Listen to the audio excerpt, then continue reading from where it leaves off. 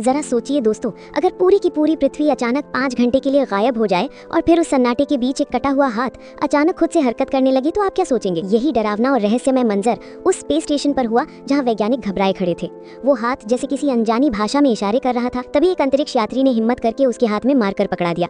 सबकी आंखें फटी की फटी रह गईं जब उस हाथ ने साफ साफ लिखा, रूसी अंतरिक्ष यात्री का पेट चीर कर देखो।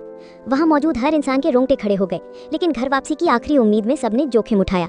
तभी छोटे झैंग ने बिना किसी हिचकिचाहट के सर्जरी चाकू उठाया और धीरे धीरे मृत पड़े रूसी अंतरिक्ष यात्री का पेट चीर डाला। और हैरत अंगेज तरीके से अंदर वही चीज निकली जिसकी तलाश में सब पागल थे। गायब हो चुका लोकेटर। सबकी सांसें थम गई, लेकिन राहत की लहर भी दौड़ गई। झटपट उसे मशीन में लगाया गया और पलक झपटते ही स्क्रीन पर लोकेशन उभर आई।